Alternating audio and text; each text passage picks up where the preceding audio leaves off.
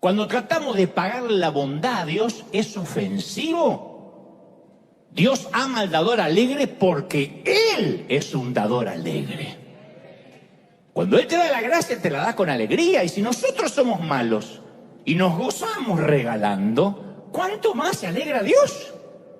Si nosotros como humanos nos ofendemos cuando creemos que un regalo es un intento de soborno, ¿cuánto más Dios se ofende cuando nosotros decimos, está bien, ok, te agradezco por la gracia, pero yo tengo que hacer algo para pagarlo?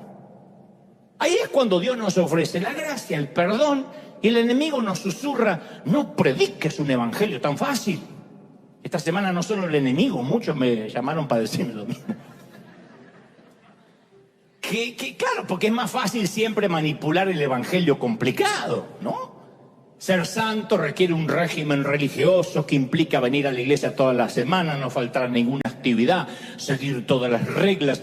Eso define a los buenos cristianos en teoría. Y tenemos infinitos debates sobre lo que se puede y lo que no se puede, y evaluamos el comportamiento de otros como si nuestro don espiritual fuera juzgar la madurez ajena. Y andamos con el pecadómetro midiendo, este pecado es chiquito, este pecado es grande. Entonces, ustedes dirán, entonces, ¿cuál es la obra que Dios quiere que hagamos? ¿Qué desea de nosotros? Lo creas o no, Él solo quiere que creamos, que tengamos fe de que es así. Alguien tiene que decir, yo creo en Él, ¿sí o no? Ahora tengo base bíblica. Juan 6:29 dice, la obra que Dios quiere que hagas es esta, que creas en el que Él ha enviado, que creas. Alguien dice, somos salvos por obra, sí, la obra que Él quiere que hagas es que creas. Yo sé que alguien está diciendo, qué alivio. ¿Me estás diciendo que es posible entrar al cielo sin tener que hacer nada, sin buenas obras? La respuesta es no. Las buenas obras son una exigencia. Mirá cómo le cambia la cara. Entonces alguien más se pregunta, ok. ¿Dices que es posible ir al cielo sin tener un buen carácter? No. Un inequívoco no. También se requiere un buen carácter. Para entrar al cielo, a saber, uno debe tener mínimo, para empezar.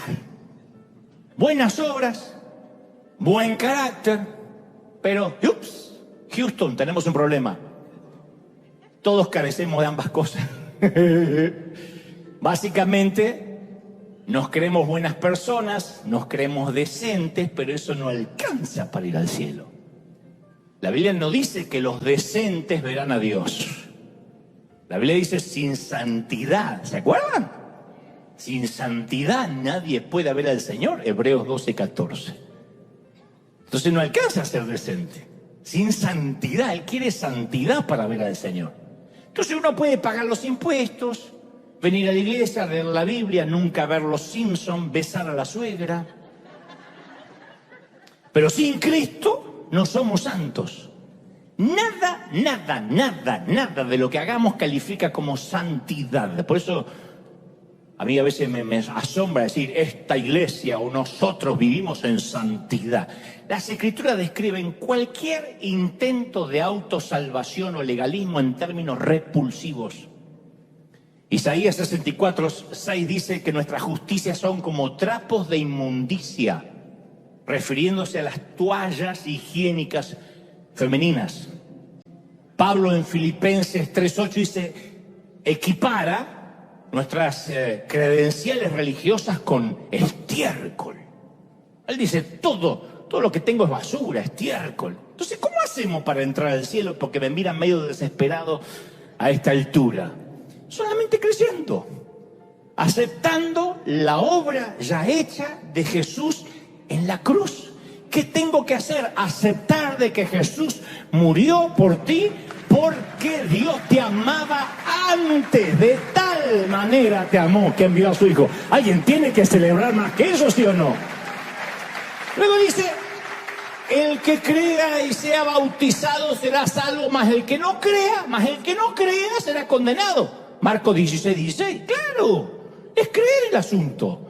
Tan simple. Sí. En la película El último emperador, el niño de corta edad que es ungido como el último emperador de China, lleva una vida de lujos, de 1000 sirvientes que corren de un sitio a otro para atenderlo, y su hermano le pregunta en un momento del film, le dice: ¿qué sucede, emperador, cuando haces algo malo? Y él dice: cuando hago algo malo castigan a otro.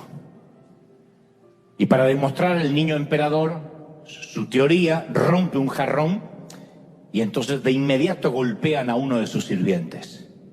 Bueno, en la teología cristiana Jesús invirtió esa antigua pauta. Cuando erraron los sirvientes, fue castigado el rey. La gracia no te cuesta nada, únicamente porque el que la dio la sangre. Quien nos la dio pagó con su propia vida. La gracia no es gratis, la gracia es invaluable, no la podríamos pagar. Es una gracia escandalosa, es una gracia implacable, no la podríamos pagar nunca. Y uno lo único que tiene que hacer es creer. Entonces el ladrón de la cruz solo creyó y rogó. ¿Se acuerdan en Lucas 23:42? Señor, acuérdate de mí cuando vengas en tu reino. ¿Y qué le promete el Salvador? Te aseguro que hoy estarás conmigo en el paraíso. El ladrón casi era un argentino, se cree teológicamente. ¿Cómo un tipo así va a poder ir al paraíso? ¿Cómo un alma manchada por el pecado puede ir al cielo? ¿Cómo podía ser salvo un pecador? Yo me imagino que los que estaban debajo estaban atónitos, y si había algún fariseo ahí, no entendía nada de lo que ocurrió en lo alto de las cruces del Gólgota.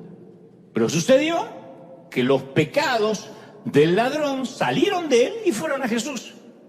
Cada pensamiento malo, cada obra vil, sus maldiciones, sus robos, su codicia, su lujuria, todo eso ahora lo cubría Cristo Jesús. Y al mismo instante la pureza de Jesús cubrió al ladrón. Y así como el Padre vistió al pródigo, Cristo vistió al ladrón. Y el que no tenía pecado llegó a ser lleno de pecado. Y el que estaba lleno de pecado llegó a ser sin pecado. Hubo un intercambio, fue el intercambio más excepcional de la historia. Pablo lo explica de esta manera en Gálatas 3:13, dice: Cristo nos libró de la maldición de la ley y Él fue hecho objeto de maldición por causa nuestra. ¿No es maravilloso, gente? Segunda de Corintios 5:19 añade: el que no conoció pecado, por nosotros se hizo pecado, para que nosotros fuésemos hechos justicia de Dios en Él. Entonces, nos dieron un expediente perfecto, el de Jesús, y Jesús se quedó con el nuestro imperfecto. ¿Y qué hizo con nuestro calamitoso historial de vida? Porque tú estás diciendo: ¿y qué habrá hecho con mis pecados? Uno sabe que Jesús los tira al fondo del mar, pero uno siempre tiene miedo que haya hermanos que tengan ministerio de buceo. ¿Qué? Se rió una de las buzas que... Colosenses 2:14 dice: ¿qué hizo con nuestros pecados? Escuchá esto, yo podría vivir con este versículo el resto de mi vida. Anuló Jesús el acta de los decretos que había contra nosotros, que nos era contrario, quitándola del medio y clavándola en la cruz. Alguien tiene que celebrar más que eso, gente. ¡Aleluya! Ahora, yo sé que algunos están pensando... Yo sé lo que está pensando, hermano querido. Tengo el... Yo estoy diciendo, yo sé que uno está pensando: está bien, ok, no puedo discutir todo lo que dijiste hasta ahora porque es pura Biblia. Pero la Biblia dice también que tenemos que dar fruto. Esta semana alguien me dijo: ok. Yo nada más creo y soy salvo. ¿Y qué de eso que tengo que dar fruto? ¿Vieron que hay gente que trabaja de inspectores de fruto ajeno? A ver cuántas uvas trajo la hermana. A aquel le faltan higos. Hay gente así. Otra vez la mala interpretación. Jesús, a ver, vamos a ponerlo así. Jesús se define como un buen labrador que corta y poda la vid. Juan 15:1 dice que Jesús dijo: yo soy la vid verdadera, mi Padre el labrador. Todo pámpano que en mí no lleva fruto, entonces Él lo va a quitar. Y todo aquel que lleva fruto lo limpiará para que lleve más fruto. Juan 15:16 luego agrega: os he encargado, no dice os he ordenado, ahora van a ver por qué. Os he encargado que vayáis y deis mucho fruto y que ese fruto permanezca. Pregunto, ¿cuál es el fruto que Dios quiere? No son los frutos, es uno solo. Según Gálatas 5:22 es uno solo que abarca y tiene amor, gozo, paz. ¿Se acuerdan? Paciencia, benignidad, bondad, fe, mansedumbre, templanza. Soportar a la suegra podría ser parte del fruto. Entonces, él es el labrador ocupado y activo que limpia el terreno. El que construye el enrejado de las vides, planta las semillas, inspecciona las plantas, arranca la maleza. Él es el buen labrador que cuida a su vida. Y otra vez el dilema, ¿y nosotros qué tenemos que hacer? Bueno, ¿cuál es la respuesta instintiva? Obvio, ya sé qué tengo que hacer. Dar frutos. Si una rama no da frutos, vamos a regresar a la metáfora, porque no podemos decir, el Señor acá hablaba en hipérbole y acá dejaba de hablar en hipérbole. Vamos a manejarnos en la hipérbole o en la metáfora del Señor. Él habló de una vid, el padre es el labrador, eres la vid, nosotros somos los pámpanos que tenemos que dar fruto. ¿Sirve de algo que el labrador le exija a una planta que produzca fruto? ¿Alguno de ustedes alguna vez plantó algo? ¿Alguien plantó algo? Me gustaría que levante la mano alguien que plantó algo. Pero escriban un libro al menos, hagan algo. 4 plantaron algo. Bueno, ¿sirve decirle, crece tomate, tomate en el nombre de Jesús? ¿No qué crees que sirve? En el caso, a ver, que fuese una rama, ¿entendió lo de temprano, lo de hoy? Entendió lo del Ministerio del Buceo, porque viene con un retraso. Escucha, ¿sirve que digamos, la rama diga, voy a producir fruto porque he decidido producir fruto? ¿Sirve que digamos, voy a hacer fuerza hasta que me salga una uva? Que me tiene que salir una uva, ¿sirve? Aunque lo intentemos y apretemos la quijada, no vamos a producir una uva. Pero la religión nos enseña, no, ahora que eres salvo está bien, no puedes pagar por la salvación, pero da fruto. Nos enseña que hay que intentar dar fruto. Entonces uno que dice, ahora que soy creyente voy a intentar ser paciente. Señor Jesús, dame paciencia ahora. Uno quiere ser paciente. No va a ser paciente. Está bien, ¿se entendí? Voy a dar fruto, voy a ser un dador alegre. Alcánceme ese estúpido sobre para ofrendar y llevar el dinero a la maldita alcancía. No funciona así. Quiero que me salga una uva, No te va a salir otra cosa, no una uva. Ok, voy a perdonar a este ser despreciable para dar fruto. No se puede dar fruto a la fuerza. Por eso a veces los religiosos que intentan tener frutos de santidad terminan mostrando su verdadera esencia. Porque se creen camareros del reino porque lograron caminar en 2 patas. Le muestras un pequeño ratón y demuestran que siguen siendo gatos. Apenas para ese ratón le sale el gato de adentro porque no se puede tener frutos con fuerza. Eso jamás falla. Todo religioso que merodea en las redes comienza con un Dios te bendiga o, en mi humilde opinión, yo lo que hago es mostrarle un ratón. Le muestro un ratón y ya sale el insulto a flor de labio y me mandan al infierno. Porque eso es lo que eran gatos. Por eso en ninguna parte nos dice Jesús que vayamos y nos ordena dar fruto. En ninguna parte no. Dios nos ordena producir fruto. En ninguna parte, búsquenlo. Yo ya lo hice. Búsquenlo a unos que tienen menos Biblia que una mezquita. Búsquenlo de verdad. Yo ya lo busqué, no dice, vayan y tengan frutos. ¿Buscan en la palabra, sí o no? Yo estuve en una iglesia donde alguien me dijo, yo creo en esa palabra del Señor que dice, yo no me doy por vencido. Luis Fonsi 3:16.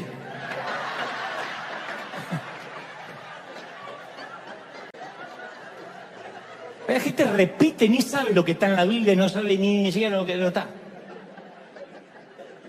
Es una falacia decir, Dios nos ordena dar fruto. ¿Cuál es la orden que Él nos da?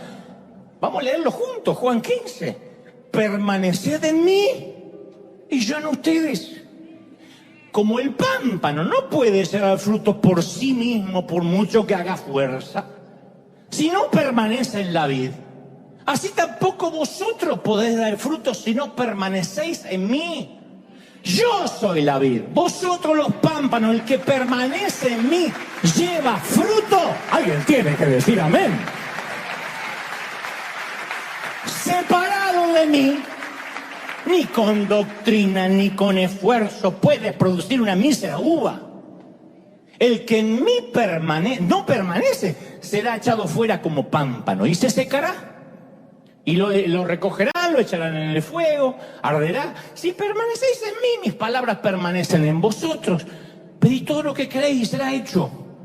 En esto será glorificado mi Padre, en que llevéis mucho fruto y así seréis mis discípulos. ¿No es maravilloso? ¿Qué es lo que nos pide el Señor? Permanece en mí. No es religión, es relación. Yo no estoy en contra del fruto, pero el fruto sale solo. Yo no me levanto a la mañana y digo, hoy creo que seré un hombre paciente. Sí, lo voy a decidir. No es una decisión. El fruto aparece orgánicamente. Uno se pega a Cristo, pasa tiempo en oración, está con Él y ¡pum!, sale la uva. ¡Oh, una uva! ¡Oh! ¡Pac! Otra. ¡Oh! ¡Pac! ¡Ah! ¡Aparece! Viene alguien que te maltrata, te insulta y te sale una bendición porque la uva sale sola. No tienes que hacer fuerza, el que tengo que hacer en la doctrina, y que dice Dios cómo tengo que contestar, no me tengo que vengar. No es ley. El fruto sale solo. Ahora, separado de Dios no podemos dar ningún fruto. No podemos. Separado de Dios no se puede tener vida espiritual. ¿Sí o no? Mira, Jesús era un maestro, era un rabino, ¿no? Y en la cultura rabínica, cada maestro tenía un yugo de enseñanza. O sea, su yugo eran las instrucciones, el contenido, el mensaje, a veces penitencias. Muchos rabinos ponían yugos de enseñanza sobre las personas que eran imposibles, legalistas. Como cuando íbamos al colegio, a la escuela secundaria, high school, y teníamos un profesor o una profesora que te daba mucha tarea. Había uno siempre que te daba un montón de tarea, te arruinaba el viernes, el fin de semana, te tomaba examen, porque tenía como una fijación de que aprendiéramos a fuerza de yugo. Y después estaba el otro, el nice. ¿Estudiamos? El que decía, este me encanta, porque enseña. Había unos que eran vagos. Pero había otros que enseñaban tan didácticamente que decían, no sirve que hagan la tarea si no razonan.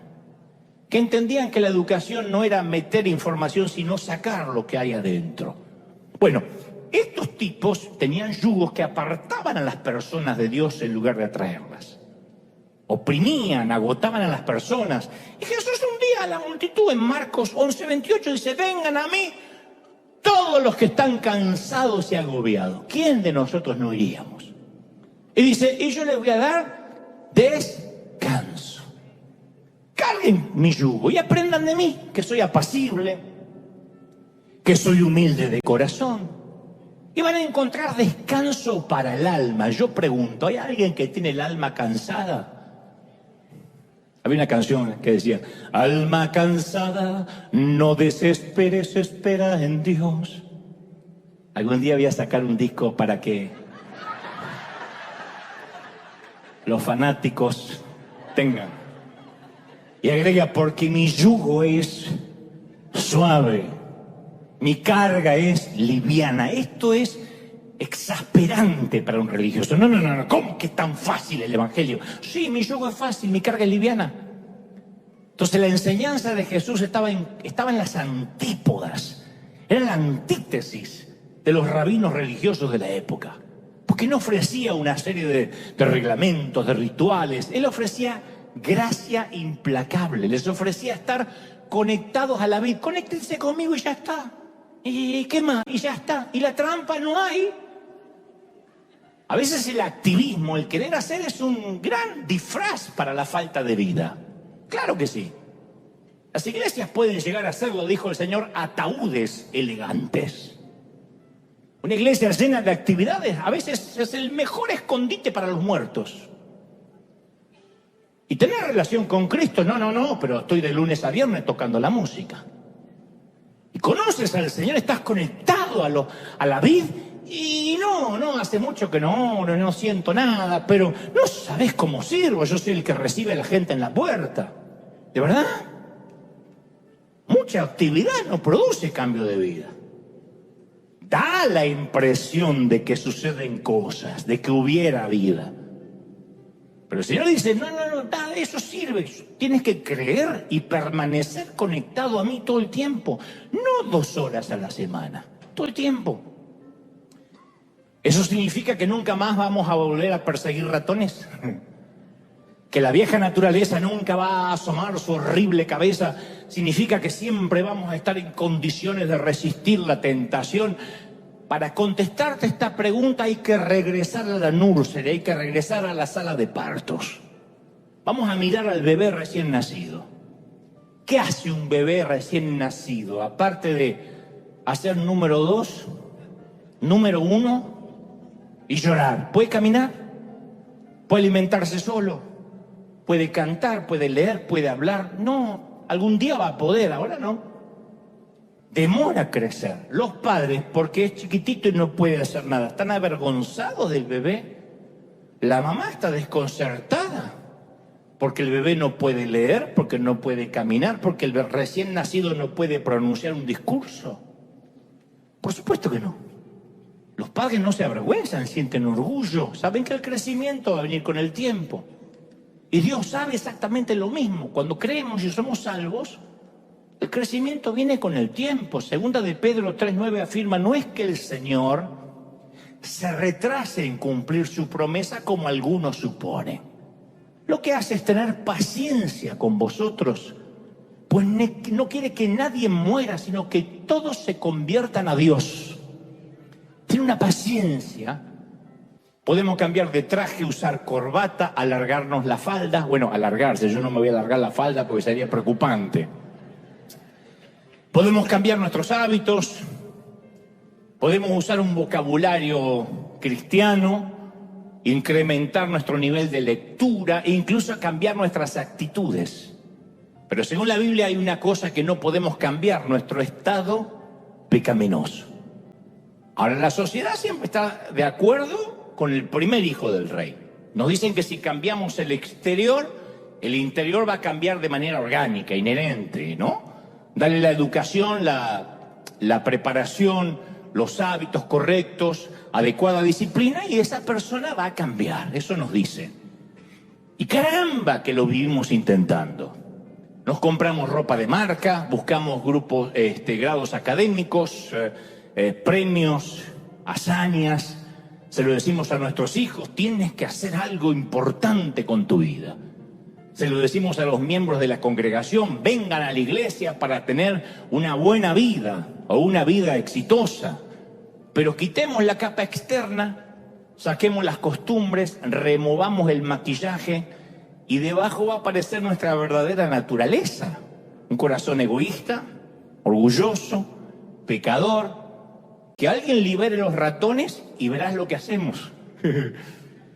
Nadie mejor que Pablo, el apóstol, para describir esto. En Romanos 7:18 él dice, porque yo sé que en mí, dijo Pablo, esto que causó tanta controversia teológica porque se viene debatiendo, pero ¿qué quiso decir Pablo? Pablo lo dice de una manera sencilla.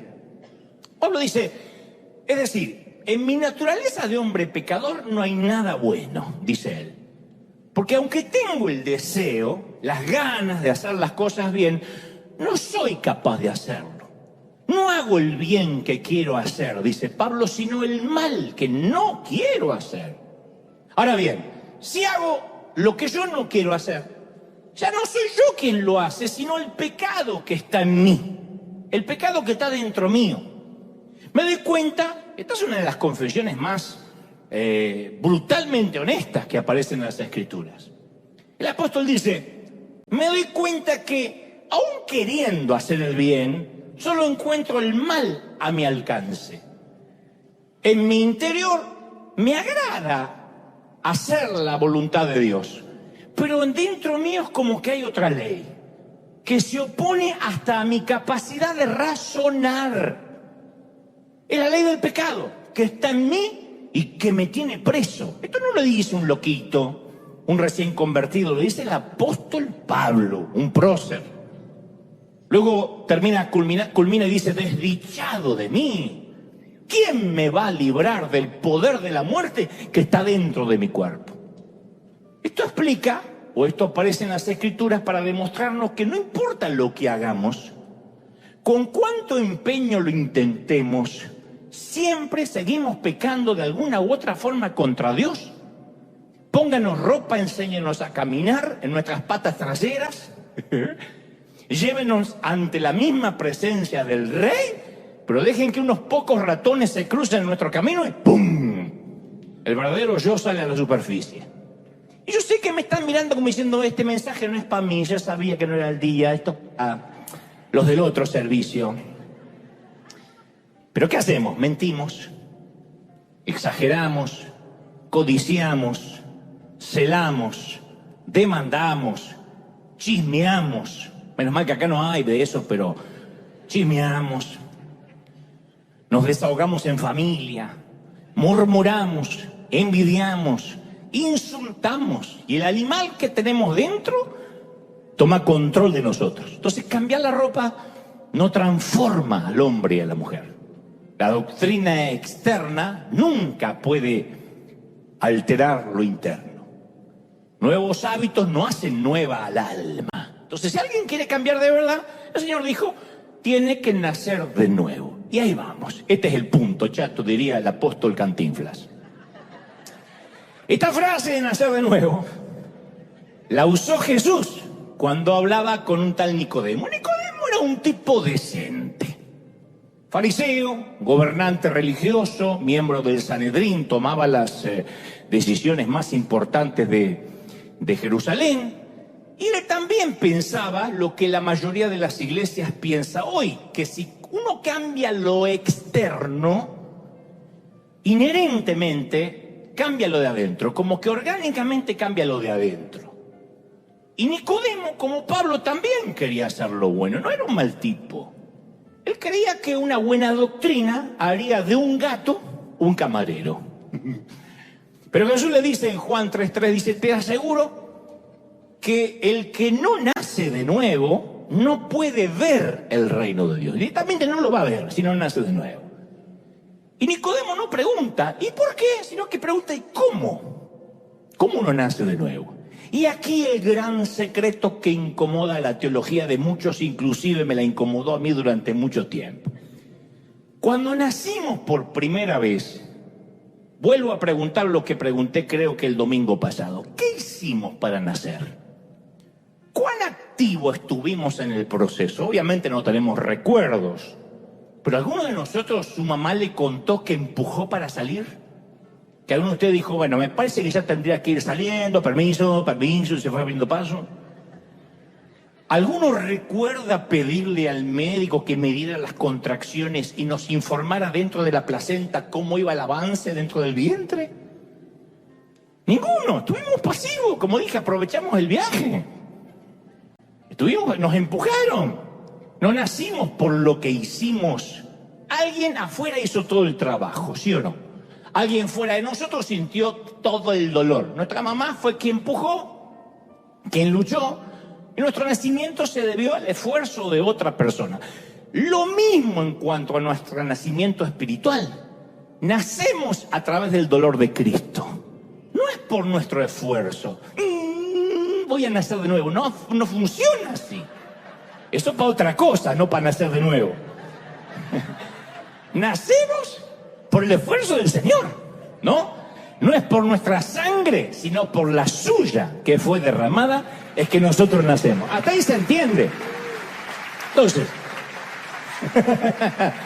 Él fue quien hizo todo nuevo la primera vez que nacimos, porque la primera vez que nacimos Teníamos todo nuevo, manos a estrenar, ojos a estrenar, todo, miembros a estrenar. Ahora, la segunda vez que nacemos, que aceptamos a Cristo en el corazón, Él lo hace nuevo todo otra vez. Entonces, 2 Corintios 5, 17 afirma, por lo tanto, el que está unido a Cristo es una nueva persona. ¡Qué lindo! No hace falta lifting, no hace falta estirarse, no hace falta botox. Yo sé que acá nadie usa, son todas y todos naturales, pero no hace falta. No hace falta decir, estoy alegre en el Señor. Los médicos te dicen, hacete un refresh, no le creas, eso es el shocker, eso es el guasón, es una cosa espantosa, no es un refresh. Me dijo el médico que tengo cara recién fresquita levantada de dormir. No hace falta. Él dice que Él hace todo nuevo y luego agrega, las cosas viejas pasaron y lo que ahora hay es nuevo. Nuevos ojos que ahora ven por fe, nuevamente, una nueva mente para que podamos tener la mente de Cristo. Nos da nuevas fuerzas, uno tiene nuevas energías cuando acepta al Señor para que no nos cansemos. Nueva visión para que no nos desanimemos. Nos da una nueva voz para alabar, nuevas manos para servir y fundamentalmente un nuevo corazón, un corazón que Cristo ya limpió. Entonces el primer nacimiento, convengamos, esto parece infantil, pero déjenme poner la base para lo que te voy a decir. El primer nacimiento fue para la vida terrenal, el segundo para la vida eterna. ¿Estamos de acuerdo, sí o no? La primera vez recibimos un corazón físico, la segunda vez recibimos un corazón espiritual. El primer nacimiento nos capacitó para tener vida sobre el planeta Tierra. El segundo nacimiento nos capacitó para tener vida eterna.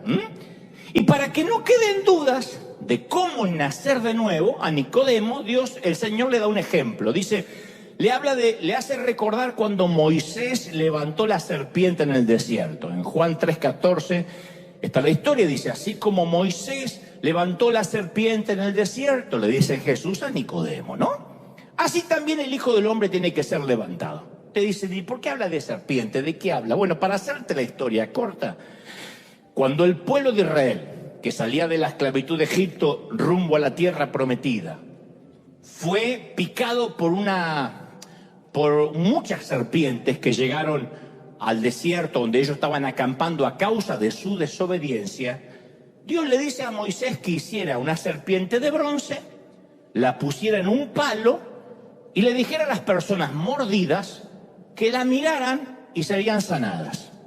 Así como la serpiente fue levantada, le dice el Señor a Nicodemo, Cristo también fue levantado. Así como la serpiente fue clavada en un palo, Cristo clavó el poder de la serpiente en una cruz. El pueblo envenenado no se le dijo que buscara alguna medicina, que se succionara el veneno para extraerlo, no se les dijo que hicieran buenas obras, tampoco que le oraran a la serpiente, que Moisés intercediera, solo que levantaran la mirada y la vieran y fueran sanados, punto. Y así como el pueblo fue salvado, sanado, cuando miró la serpiente, nosotros somos salvados y sanados cuando miramos la cruz. ¿Hasta ahí estamos bien? Levantamos la mirada y ya está. Para muchos esto es demasiado bueno para ser verdad. Solemos creer que está bien, Dios nos salvó por gracia, pero siempre estamos como buscando la letra pequeña del contrato, no puede ser tan fácil.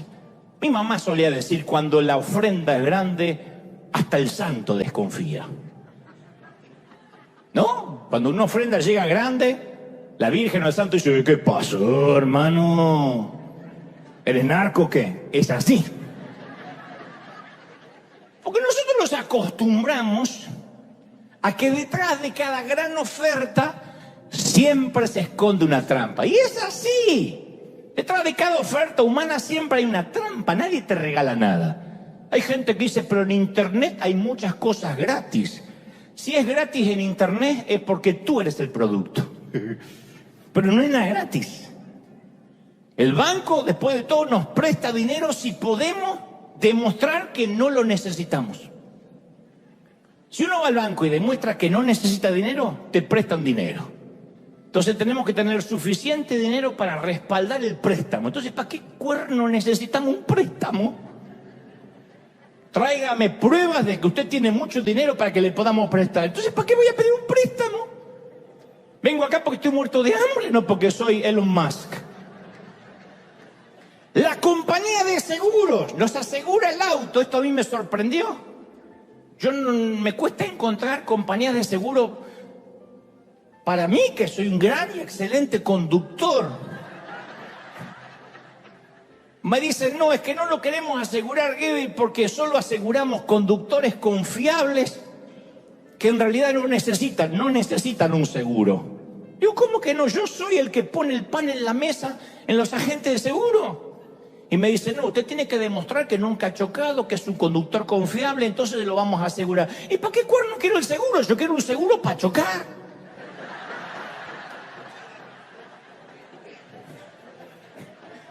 Para bajar y decir al chinito, ¿tengo seguro? Y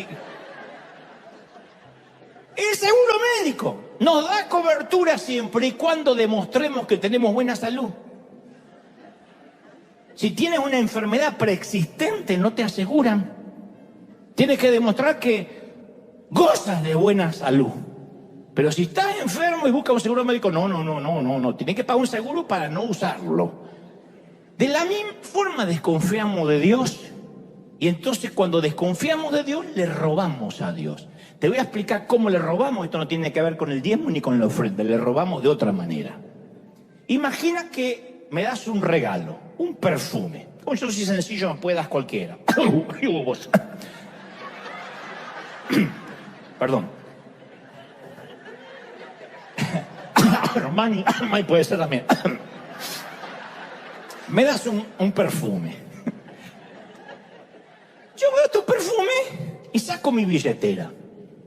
Te digo, ¿cuánto te debo? Me dice, no, es un regalo. No, Dante, no me debes nada. Entiendo, lo que quieres es un cheque. Lo que quieres es un cheque, está bien. ¿No quieres efectivo? Entonces te hago un cheque. Tú me dices, no quiero un cheque. Solo quiero que aceptes el regalo. Entonces yo te miro y te digo, entiendo dónde vas. Quieres extorsionarme. Me está dando un perfume para que luego esté obligado a hacer algo por ti. Y ya te empiezas a molestar. A esta altura cualquiera se molesta y me dice, mira, es un regalo. No puedes pagar por un regalo, yo solo te quiero honrar. Y yo te vuelvo a mirar y digo, yo sé, está bien, pero creo que lo que estás buscando es que te compre otro perfume en retribución por tu regalo, ¿verdad? A estas alturas ya te estoy ofendiendo. Te estoy insultando a la inteligencia mínimamente. Porque al tratar de comprarte el regalo, estoy menospreciando tu gesto. Y te quité las ganas de regalarme algo. Te robé el gozo de dar, te lo robé. Hay un querido autor que escribió una magnífica historia que se llamó Una prosa única, si tan solo supieras. Yo la adoro, la amo. Él cuenta que una vez un colibrí se metió dentro de su garage y no hallaba cómo salir. Él tenía un estudio ahí en el garage y el colibrí estaba adentro, revoloteaba y él le abre la puerta para que saliera, pero el colibrí no la vio. El colibrí insistía en dar su cabecita contra una ventana cerrada. ¡Pum, pum, pum! Allá arriba. Estaba decidido a salir, pero su determinación no iba a poder romper el vidrio nunca. Entonces el hombre abre la ventana esperando que volara afuera, pero no lo hace. Entonces toma un palo de escoba al caballero y lo empuja suavemente hacia la ventana, pero el colibrí se asustó más y vuela en la dirección equivocada y en lugar de volar hacia la ventana revolotea hacia atrás y choca con la pared de ladrillos y cae medio tontado. Ahora sí estaba atrapado, indefenso. Entonces el hombre toma el pajarito, medio desmayado, semidesmayado, suavemente y lo deposita en la ventana. Y entonces el colibrí reacciona y se lanza a la libertad. Cuando el colibrí volvió al nido, tenía una historia para contar. Le dice, gorda, No me cancele, no estoy discriminando. Así le decía el colibrí a la mujer. No sabes lo que me pasó. ¿Qué te pasó, viejo? Un día espantoso. Resulta que caigo en un inmenso cuarto con salida falsa. ¿Sabes qué es? ¿Cómo salida falsa? Se veía el cielo, pero había una pared invisible que me tiraba para atrás. ¿No será un vidrio, viejo? No sé, pero me tiraba. Y luego hay un ogro, un espantoso ogro, que toma un palo y estoy seguro que quería comerme vivo. Y cuando quiso aplastarme, volé hacia atrás. Decía que tengo unas reacciones, gorda. Y el muy desgraciado me había tendido una trampa, levantó como una pared atrás. Y lo siguiente que recuerdo que estaba en el piso, desmayado. Y pensé que había llegado ya al cielo de los colibríes, que estaba muerto. Pero el monstruo me agarra, seguro para comerme. Y el muy tonto pensó que yo estaba muerto. Y me puso junto a la ventana, seguro para preparar una salsa para ponerme arriba. Y como yo soy un tipo listo... Ay, sí, por eso me enamoré de ti. Bueno, me escapé volando, ¿verdad? Me escapé. Y acá estoy, me escapé volando. Tomé fuerza y me escapé. Todavía me deben estar buscando. El hombre quería mostrarle la salida de la libertad y el pajarito pensó que el hombre había sido cruel. Y el hombre dice, si al menos supieras, colibrí, que te quería ayudar, que estaba de tu lado. Si solamente hubieras entendido que ese palo era para dirigirte hacia la salida. Y esta historia nos recuerda que a diario la ayuda que Dios nos ofrece suele ser mal interpretada y pensamos que nos está castigando y nos está haciendo daño y nos quejamos de ventanas cerradas y no vemos las amplias puertas que nos está abriendo. Nos llenamos de pánico porque Él quiere acercarse. Tratamos de evitar ese palo que nos intenta guiar, evitamos los dedos que nos quieren liberar. Y Dios dice, si tan solo supieras. A mí me dice una y otra vez, dile a mi pueblo que lo amo, que no se imaginan cuánto los amo. Sin sermones, sin dedos señalando tu pasado, un llamado a creer, un llamado a confiar. Si solamente supieras, colibrí, que te vine a ayudar y no a condenar. Si solamente conocieras el regalo que te he traído, vida eterna. Si tan solo supieras que lo único que quiero es llevarte salvo al hogar. Pero seguimos preguntando, ok, ¿cuál es el truco? ¿Por qué ese palo? ¿Cuál es el truco? ¿Dónde está la trampa? Nada es gratis. Si solamente pudiéramos confiar. Confiar realmente cuando dice, yo sé los planes que tengo para vosotros. Planes para vuestro bienestar y no para vuestro mal. A fin de darte un futuro, dice Jeremías 29:11, lleno de esperanza, lleno de fe. Alguien tiene que celebrarlo, ¿sí o no? Si solamente pudiéramos aprender a confiar de Él. Entonces Él corta rama para que podamos dar fruto. Él escucha las oraciones de los ladrones. Y Él, tu Padre, me dijo que te dijera el siguiente mensaje. Es un recado. No sé si están listos para oírlo. Todo este mensaje fue, creo, lo que Dios ha puesto en mi corazón. Pero particularmente quirúrgicamente palabra por palabra me dijo que te lo dijera. Es un telegrama colacionado de los de antes. Es una carta documento que quiere que recibas. ¿Están listos para recibirlo, sí o no? Desde que te vi nacer, dice Dios, por primera vez supe que eras mío. Lo único que tienes que hacer es creer que te he salvado y que te he amado desde antes que nacieras. Solo tienes que permanecer conectado a mí. Pero te advierto que si no lo haces, si decides no creerme, si decides alejarte de mí, si abandonas la fe, si me maldices, si insistes en pecar, si decides hacer con tu vida lo que se te plazca, te aviso que te metiste con el padre equivocado. Debo advertirte que no voy ni estoy dispuesto a desperdiciar la sangre derramada de mi hijo, ni el precio que tuvo que pagar para que tú creyeras, fueras encontrado y traído de regreso a casa. Así que no me importa de qué manera, cómo y dónde te ocultas. En lo alto, en lo profundo, en la tierra, debajo de la tierra, en el cielo, detrás de cualquier cosa creada. Poseo un conjunto de habilidades muy particulares y tengo siglos de experiencia en encontrar a gente como tú. Y también quiero que sepas que si te empeñas en desaparecer de mi presencia, daré inicio en el cielo a una búsqueda implacable. Soy especialista en encontrar a mis monedas, a mis ovejas y a mis hijos perdidos. Y no estoy dispuesto a negociarlo ni a cambiar de opinión. Así que escucha bien lo que te diré, porque solo te lo diré una vez. Juro por mí mismo, dice Dios, que iré por ti, te buscaré, te encontraré y te perdonaré. Creo que Dios es mucho, no creo, estoy confirmando que es mucho más paciente con nosotros que nosotros con nosotros mismos. Nosotros caemos y ya pensamos que nunca nacimos de nuevo. Tropezamos y decimos, bueno, es que nunca, me parece que yo nunca estuve convertido. Si tenemos los viejos deseos es porque no somos una nueva creación.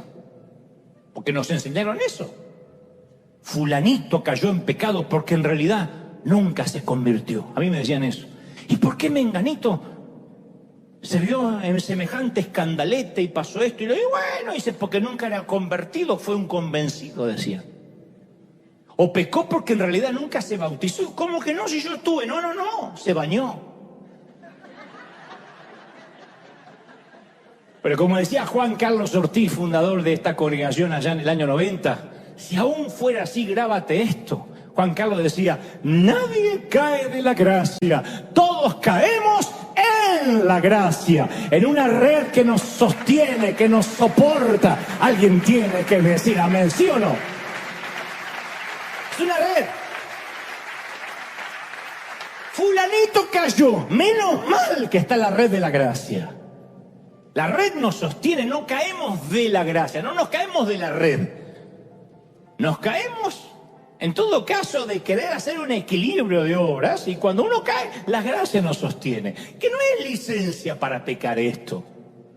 Es entender de que de tanto en tanto algún ratón se va a cruzar. Y vamos a pensar, ¿será que yo no tengo al Espíritu Santo? ¿Será que estoy luchando con estos deseos? ¿Será que lo quiero ahorcar a fulanito y porque tengo un demonio adentro? No. Significa de que estamos creciendo conforme a la estatura de la plenitud de Cristo todos los días. ¿Y quién puede decir, voy a crecer? ¿Quién?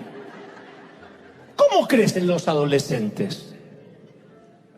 Los adolescentes es asombroso. Se acuestan una noche, son chiquitos, se levantan al día siguiente, se acuestan con el piecito así, a la mañana es pie grande, es una cosa así. Los zapatitos eran así ayer, hoy son 2 canoas. ¿O no? Con unos pelos en las patas así que jamás en la vida vimos. Hay padres pelones que dicen, ¿dónde hay tanto pelo? ¿Por qué tiene tanto pelo? Crece de golpe. Ahora no fue porque digan, mañana a la mañana voy a crecer. Crece.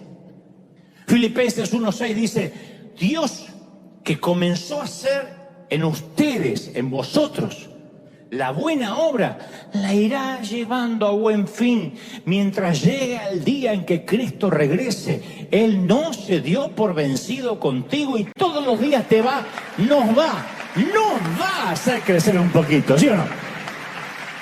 Entonces, a ver, en muchos sentidos el segundo nacimiento es como el primero.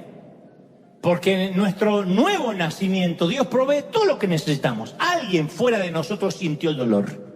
Alguien fuera de nosotros hace el trabajo. Y así como los papás son pacientes con un recién nacido, Dios es paciente con nosotros. Pero hay una diferencia. La primera vez no tuvimos que decidir si nacíamos o no. Nadie pidió nacer. Frase que yo le solía decir a mi mamá cuando se enojaba. Decía, yo no pedí nacer. ¿Para qué te tuvimos? Yo no pedí nacer, o yo te mandé un memorándum que quería nacer. Pero esta segunda vez sí tenemos que decidir hacerlo. El poder de Dios, el esfuerzo lo hace Dios, el dolor lo experimenta Dios, pero la elección es nuestra. ¿Y cuál es la elección? Si creemos o no. Estos días me estuve platicando con mucha gente que en teoría llamaríamos gente inconversa, gente inocua, gente, no sé, apartada, y me decían, ¿y qué es lo que tengo que hacer para pertenecer a esto? Yo decía, creer. Ah, pero yo ya creo.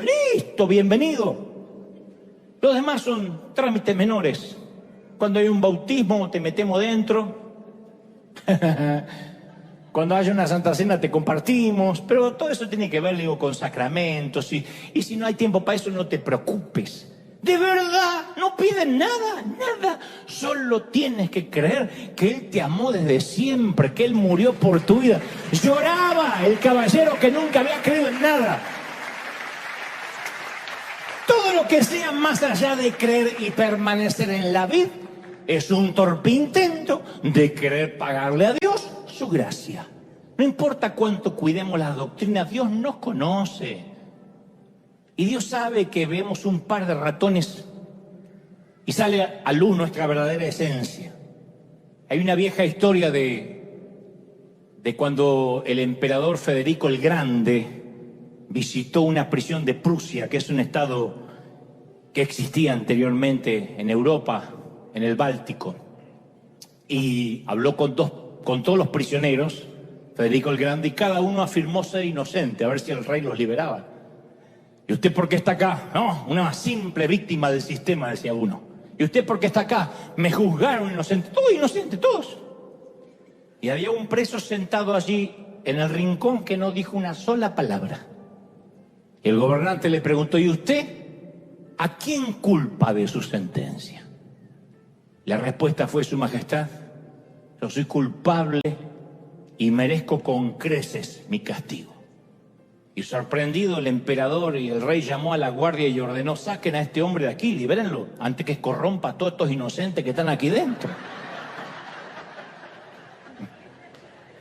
Entonces, el rey puede dejarnos libres solo cuando admitamos que nos hemos equivocado, creer y arrepentirse. No nos hacemos ningún favor justificando nuestros hechos, diciendo, bueno, el Señor me perdonó, pero yo estoy dando fruto ahora. Justificando que tenemos una mejor doctrina, disculpando nuestros pecados, hablando de errores en vez de pecados. No, cuando yo era un niño, yo me acuerdo que cuando yo era un niño había unas banditas adhesivas que se llaman curitas. Y yo pensé que eran mágicas. Porque no importa si me clavaba una astilla, si me abría la cabeza, yo le decía a mamá, poneme una curita. Y todo va a sanar para mañana. Me decía, ¿cómo te voy a poner una curita? Estás sangrando, hijo. Puntos en la cabeza necesitas. No, poneme una curita, dice yo. Y a veces actuamos así. Venimos a Cristo con nuestro pecado y todo lo que queremos es taparlo con buenas obras y sana doctrina. Y nos preguntamos si Dios va a sanar lo que ocultamos. Primera de Juan 1:8 afirma, si decimos que no tenemos pecado, nos engañamos a nosotros mismos y no hay verdad en nosotros, no somos auténticos. Podemos confiar en que Dios hará lo que es justo, sí, pero nos perdonará nuestros pecados y nos limpiará de toda maldad si lo confesamos. Entonces en la iglesia, no en esta iglesia, en todas las iglesias tenemos un gran problema. Tenemos no el problema del pecado, tenemos el problema de la falta de autenticidad, de simular de que no estamos pecando, de que no necesitamos confesar todos los días. El Señor ya murió por todos los pecados, lo que hay que hacer es confesarlos, confrontarlos, cubrirlos con la sangre. ¿Cómo va a curar Dios lo que negamos? ¿Cómo puede Dios tocar lo que ocultamos? ¿Cómo podemos tener comunión con Él, con la vid y dar frutos si guardamos secretos?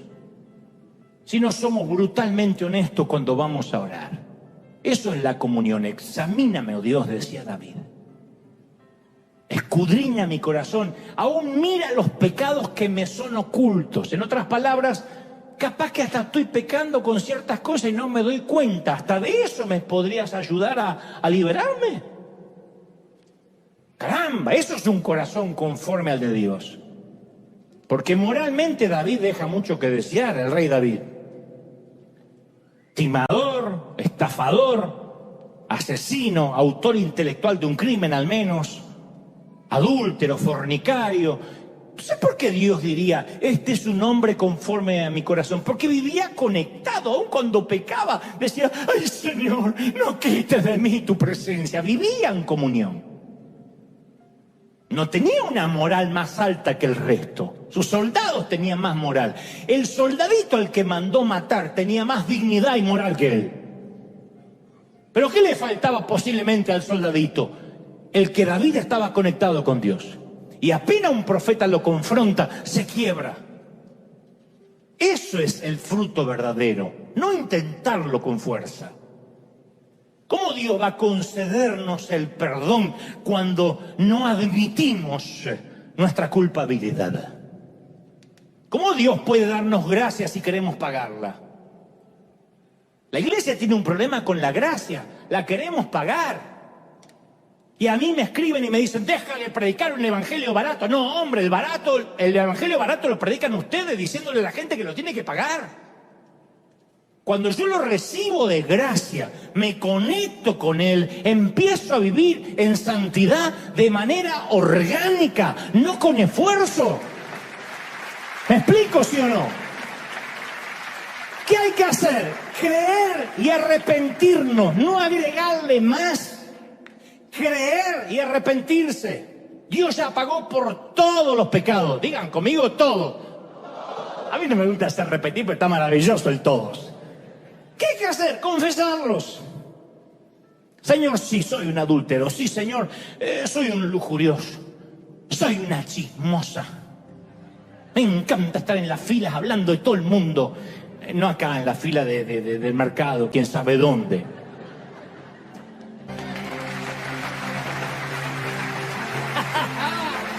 Alguien tiene que celebrar a Dios más que eso. Dale un aplauso grande al Rey de Reyes. Dale un aplauso grande al Rey. El Rey está en la casa hoy. Alguien tiene que celebrar por esa gracia implacable, gente. ¡Aleluya! ¡Bendito eres! ¡Sí! No, celebra el Rey. El Rey ha hablado esta mañana. ¡Bendito eres! Y solo tienes que creer. Solo tienes que creer. ¿Tú crees de verdad? El Señor se ha empecinado contigo. Y Él me dijo esto, que eres el objeto de una búsqueda implacable. No te dejará. No te abandonará. Somos infieles, Él es fiel. Fracasamos, la gracia está allí para sostenernos. Él no va a dejar que fracasemos. Él no va a dejar que terminemos el año mal. Él se ha empecinado a tenerte en su mano. Y Él me ha dicho que te diga una y otra vez, que te recuerde: nadie arrebata a los que están en mi mano. Nadie arrebata a los que son míos. Esto es una guerra de Boca River, del Barça y el Real Madrid, de Dios y el diablo, de México y Argentina, donde a veces gana uno y a veces el otro. No, es Dios que nos dio la victoria, que dice: yo he muerto para darte vida eterna. ¿Lo creemos de verdad, sí o no? Así que levanta las manos al cielo y di conmigo: Señor, yo creo. Aún los que están hace tiempo en el camino, en este peregrinar cristiano, diga: Señor, yo creo. ¿Cómo no creer?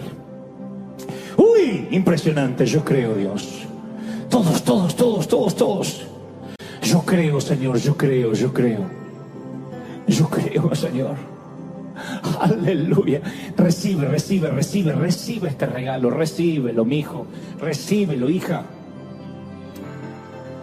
Pueden sentirlo en casa. Los que están en cualquier parte del mundo conectados, el Señor me dice que te diga cómo te ama, cómo te amo. ¿Cómo me voy a olvidar de ti si en mis manos te tengo esculpido? Todos al rato levanten las manos, beban. Reciban.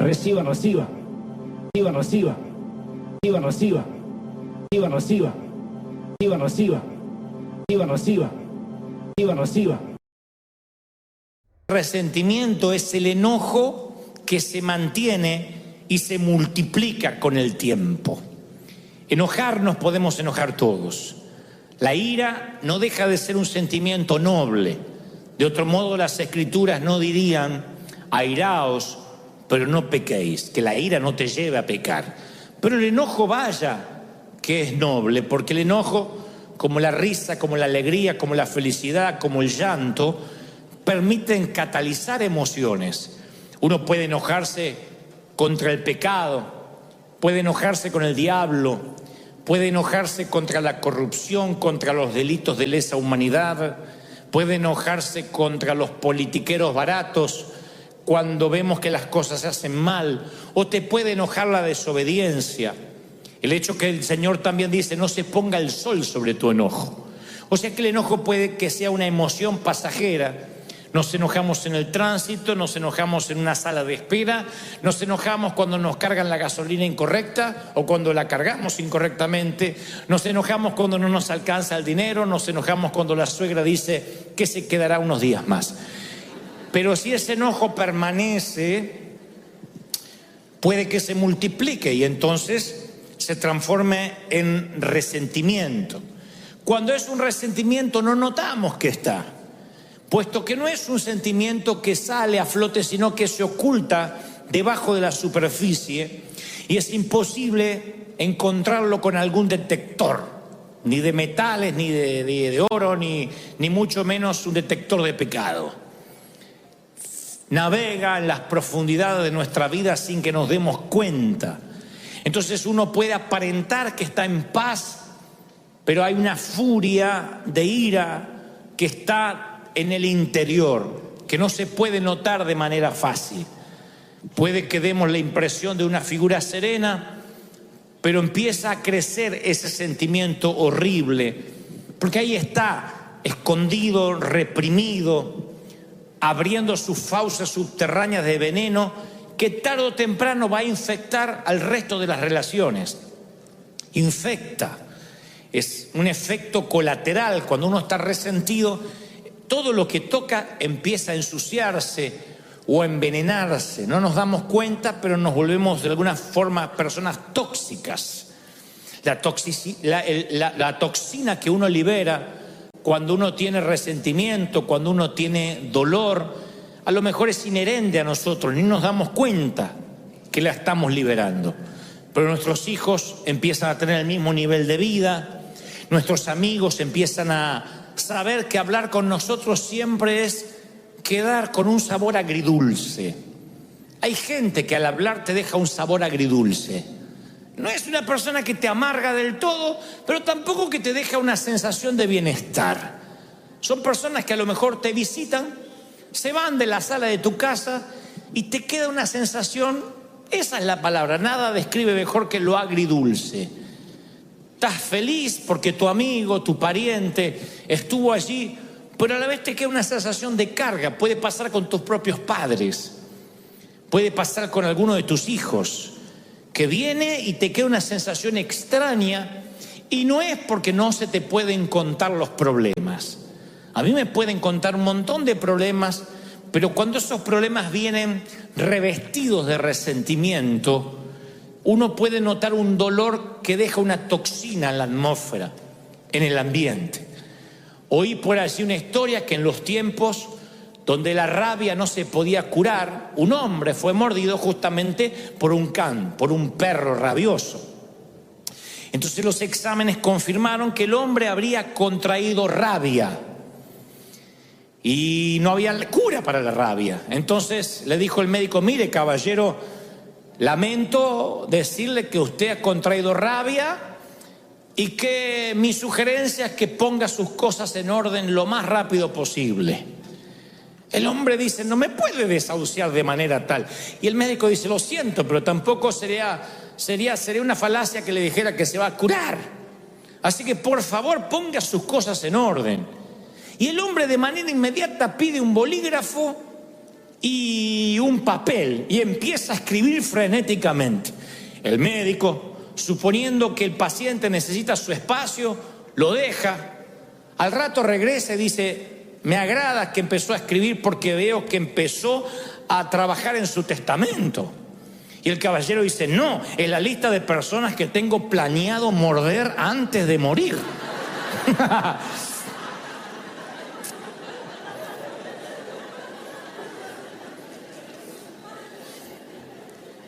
Entonces los resentidos son aquellos que fueron mordidos alguna vez y canalizan su energía mordiendo a otros. Y los transforma en personas permanentemente enojadas. En un enojo que no se va cuando se pone el sol, sino que permanece. Vino como un visitante, luego se quedó como un intruso y hoy es un huésped permanente, el enojo. Son los que se enojan por todo, por cualquier cosa.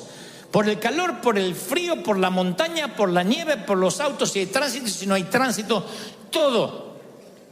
Porque todo lo que se le viene a su mano para hacer o se le pone enfrente termina siendo la gota que rebasa un vaso que ya viene lleno. Termina siendo el efecto residual de otras situaciones del pasado. Y dicen los médicos, porque yo siempre trato de asesorarme de no predicar algo que nada más tenga un contenido espiritual y que digan, bueno, eso es porque tú lo crees. Si bien vivimos por fe y esto se trata de un mensaje espiritual, a mí me gusta cuando además lo espiritual está respaldado por los científicos, porque por un lado o por el otro tienes que terminar creyéndolo. Así que yo me pongo a ver por qué gente vive profundamente enojada y qué significa eso en su físico. Y entonces hablan de que cuando alguien vive con un enojo permanente, graba profundas líneas en sus rostros, que no son las arrugas de un buen vivir, son líneas de ceño fruncido. Cuando te ríes mucho, se te hacen acá, marcas acá como el Joker. Cuando te enojas mucho, se te hacen un montón de líneas acá. Y la trompa te sale como pato, como Lucas. Cuando te enojas. Y entonces dicen las personas que estudian estos comportamientos, el resentimiento hace que los rasgos se endurezcan. ¿Saben lo que son rasgos duros? Endurecer los rasgos no es necesariamente lo que ocurre con el correr del tiempo. Eventualmente todos envejecemos. El tema es cómo uno envejece. Los rasgos blandos son los rasgos que tiene un niño. Cuando uno conserva los rasgos blandos, aunque tenga 50, 60, 80 años, tiene una cara de paz, una cara angelada, una cara donde el resentimiento no hizo un habitáculo.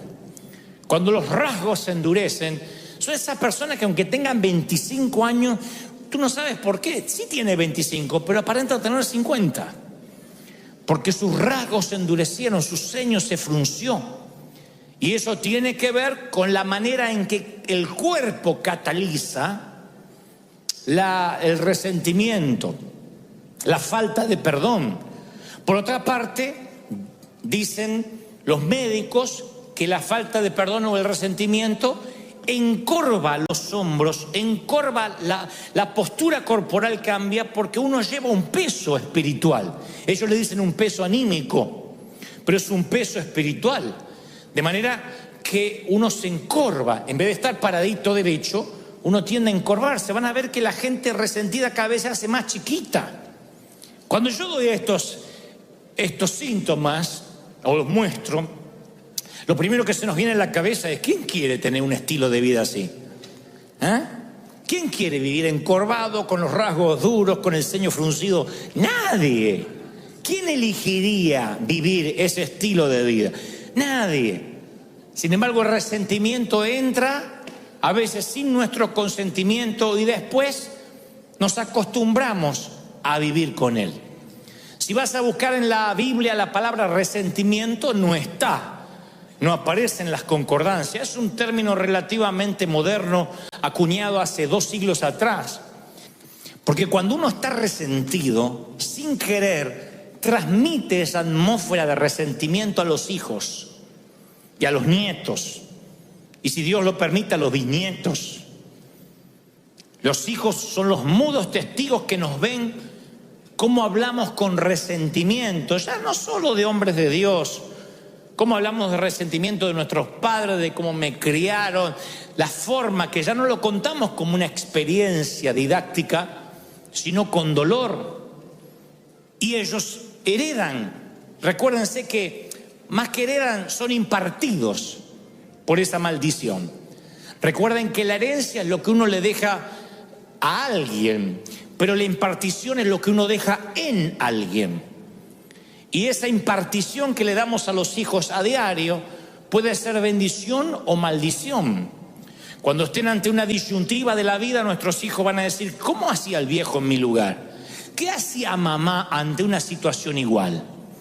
Y si mamá reaccionaba llena de dolor, de resentimiento, esa hija va a ser otra resentida.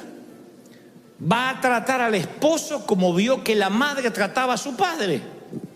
El hijo va a tratar a su mujer como vio que su padre trataba a su madre y viceversa. Es una cosa que empieza a repetirse de generación en generación.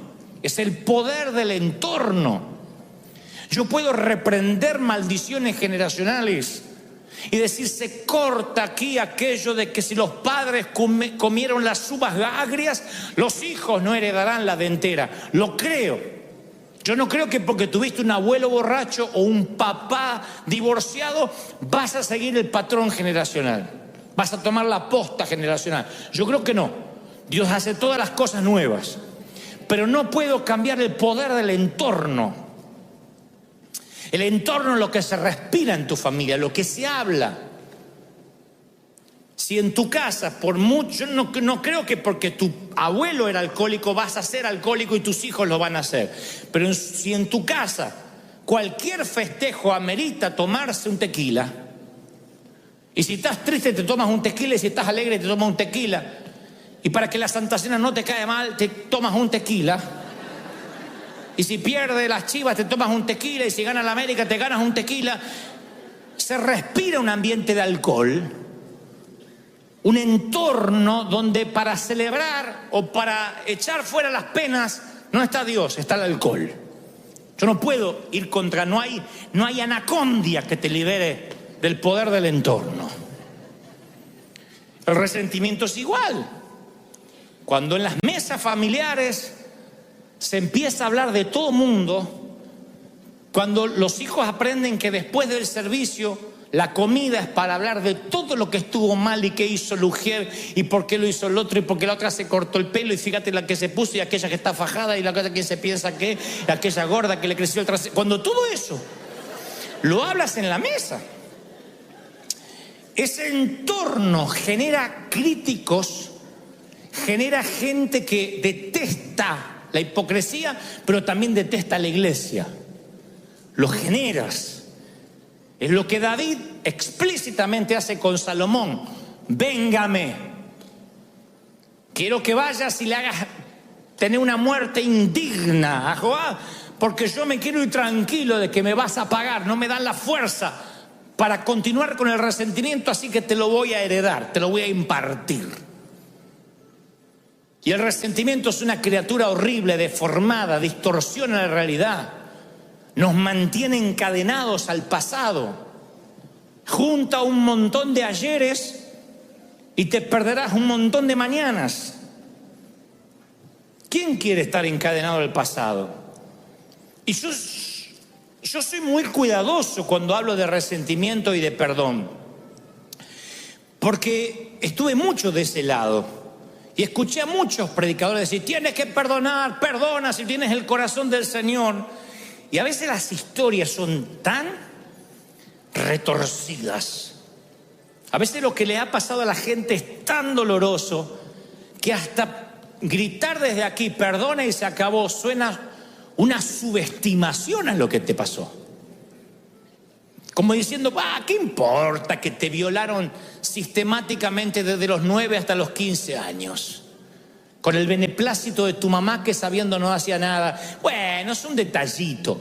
Claro, la que le pasa dice: usted no sabe lo que está hablando. Como se ve que nunca le pasó, nunca le abusaron a un hijo mínimamente. Entonces yo respeto el dolor. Yo entiendo que lo que te pudo haber pasado es una cosa espantosa que no quieres recordar. Ahora, justamente por eso, ¿mereces anclar tu vida a esos años oscuros? ¿Quién se merece eso? ¿Mereces que tu vida sea un parteaguas desde lo que te pasó en adelante y que a partir de ahí nunca más vuelvas a ser feliz? Por mucho que odies a ese abusador, a ese ex esposo, a ese ex jefe, a los padres que te abandonaron, al padrastro, por mucho que tengas resentimiento, ¿mereces vivir anclado en el pasado? Nadie lo merece. Ni tú ni yo nos merecemos eso. Porque tarde o temprano, ojalá la amargura quedara en nosotros. Pero tarde o temprano la empezamos a impartir sin darnos cuenta. La amargura y el resentimiento se describen a través de muchas palabras ilustrativas, pero la más perdurable es la que encontramos en Hebreos 12:15. El escritor a los hebreos dice: mirad, no sea que alguno deje de alcanzar la gracia de Dios. Pregunto lo que pregunté esta mañana: ¿habrá alguien aquí que ose decir que no necesita el perdón de Dios hoy? ¿Habrá alguien que diga, no, es que yo vivo puro, la verdad es que no sé ni para qué murió Cristo por mí, porque yo soy tan santo e impoluto? ¿Habrá alguien que diga, yo no peco, hoy no pequé, mis pensamientos son puros? Yo creo que todos necesitamos un regaderazo de gracia a diario. Todos, nos incluye a todo mundo. Y fíjense qué peligroso lo que escribe el escritor a los hebreos, que dice: no sea que alguno no alcance la gracia. No sea que alguno no sea perdonado. Y uno dice, a ver, ¿qué va a decir? ¿Qué es lo que no tiene perdón? Bueno, dormirse en un sermón de Dante podría no tener perdón.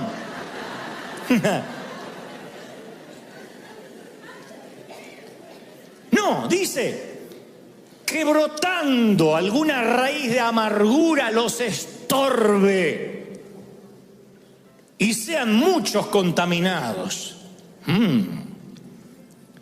Para que una raíz de amargura brote, la amargura tiene que estar subterránea, si no, no brota.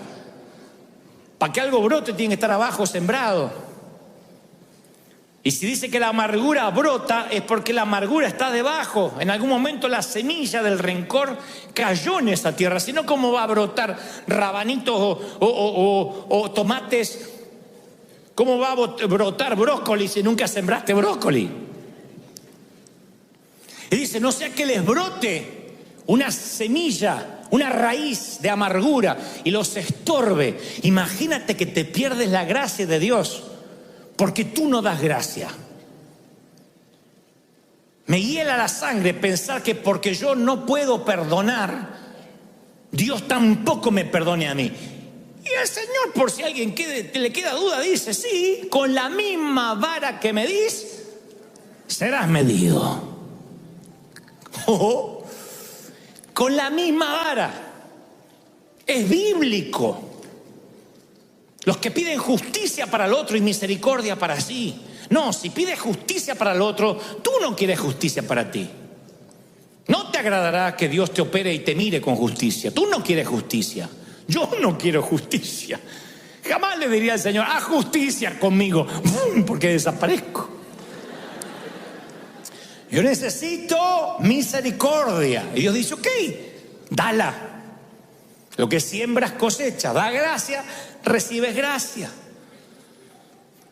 Y dice el escritor de los hebreos, te va a estorbar y van a ser muchos contaminados. Sí, el resentimiento contra tu ex cónyuge va a empañar tus relaciones, se va a extender a tus hijos y lo peor, como esto asfixia todo lo que toca, va a arruinar tu relación con Dios. ¿Qué vale? ¿Qué amargura vale la relación con Dios? Que sientas un cielo de bronce, que Dios no te oiga, porque tú no puedes perdonar. E insisto, no subestimo tu dolor. Yo te entiendo. Ahí cada uno de acá tiene una historia triste para contar. Cada uno podría hacernos llorar si le diéramos un micrófono y 10, 15 minutos para que nos cuente la peor versión, la noche más oscura de su alma. Todos podemos hacer llorar al resto, porque no hay acá nadie que haya nacido y ha sido criado en un lecho de rosas.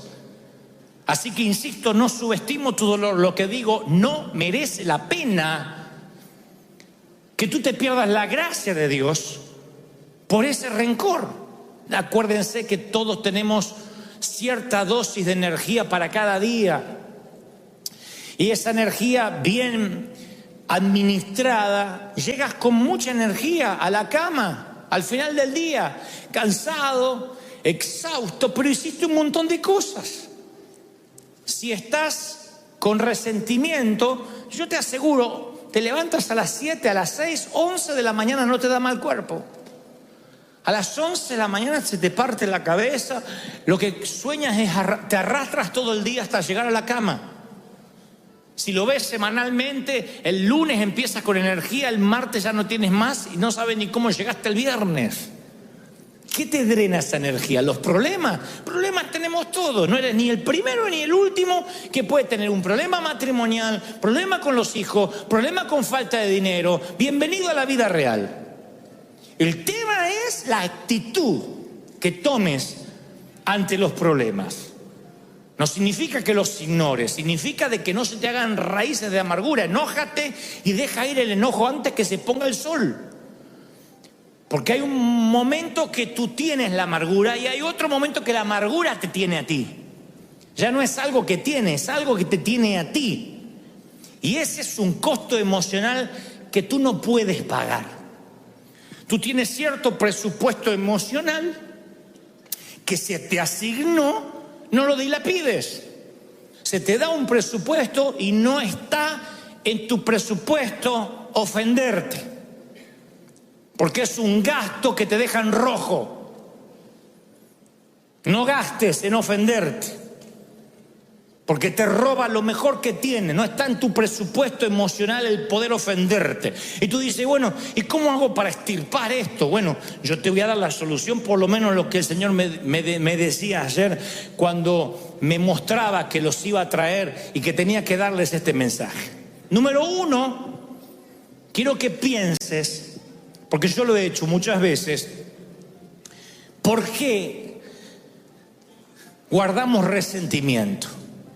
Los médicos creen que el resentimiento le da a las personas un sentido de superioridad sobre aquellos a quienes odian. Porque seguir pensando en el error que el otro te hizo te hace sentir un poco superior. Como decía el Señor de aquel que oraba y se golpeaba el pecho y decía, Señor, qué bueno que no soy como estos. Te da un espíritu de superioridad. Ridícula, mentirosa, pero es un espíritu de superioridad. Es una manera insana de ubicarse un poco más alto en la jerarquía de la cadena alimenticia humana. Bueno, sí, está bien, me hizo eso malo, pero yo soy bueno. Yo soy bueno, no le guardo rencor. Y no sale de la banco. El resentimiento te ubica en el asiento del juez y te da un martillo. Y produce un placer neurótico y un orgullo espiritual. Te cuento lo que me hizo. Siéntate, te voy a contar desde el principio. Cuando te cuente lo vas a querer matar igual que yo. O sea, lo pones en papel de acusado y tú te pones en papel de víctima. El muchacho o muchacha de la película. Entonces yo siempre invito a pensar, a ver, ¿por qué le tienes resentimiento? Y generalmente las personas con estima dañada son las más propensas a resentirse, porque entonces equilibran su baja estima odiando a alguien. Se ponen en papel de bueno, para que haya un Spider-Man tiene que haber un, ¿cómo se llama el otro? Un duende verde.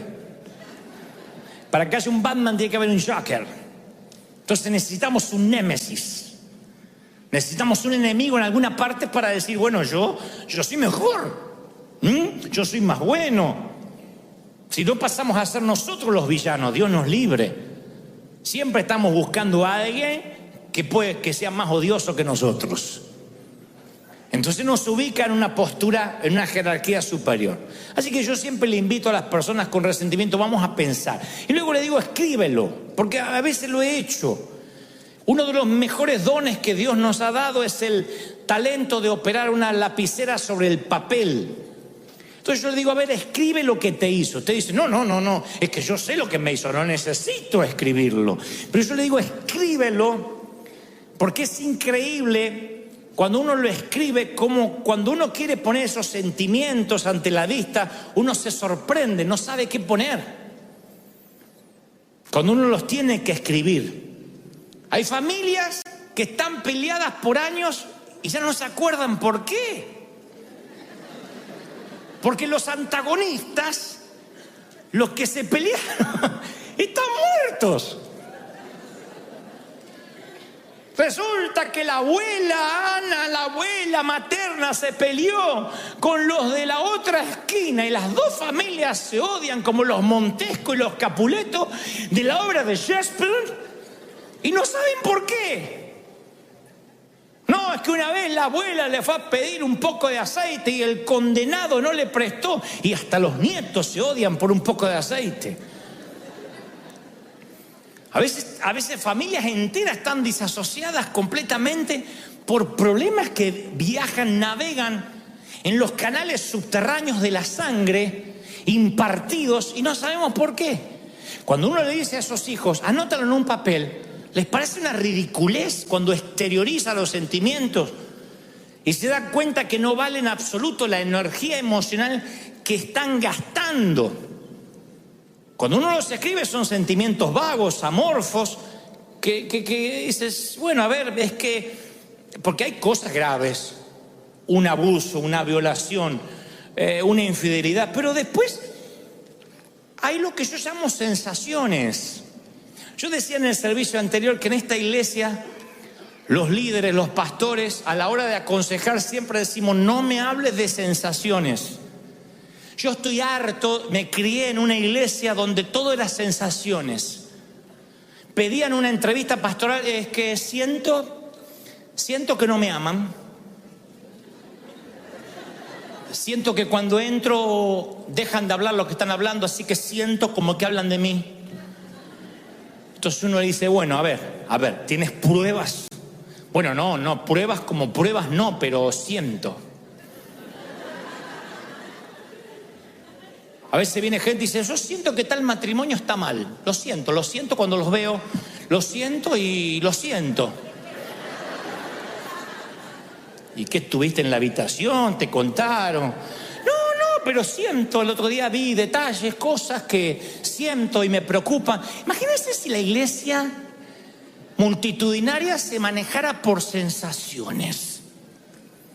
Entonces yo suelo decir, a ver, si tuvieras que llevar esto ante un juez que te dice, a ver, acá tenemos 15 minutos para tratar su caso.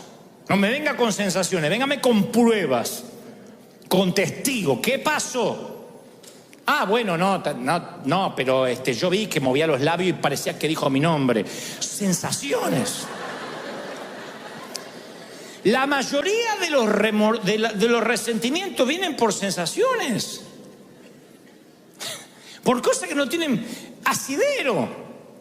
Entonces cuando uno las escribe se da cuenta, no tengo pruebas, me estoy preocupando sin asidero, sin tener de qué. Es como el niño que está asustado en la oscuridad en la película Monster Inc., la primera, donde el niño ve la manga de un saco, de una chaqueta y cree que es un monstruo. Cuando enciende la luz el padre se da cuenta que es una chaqueta. Y lo mismo pasa cuando traes tu amargura de la oscuridad hacia la luz. A ver, ¿por qué estoy amargado? Te das cuenta que son tonterías, son sensaciones. Hay remordimientos de años porque alguien te dijo no a una invitación a cenar. No le invito nunca más en la perra vida.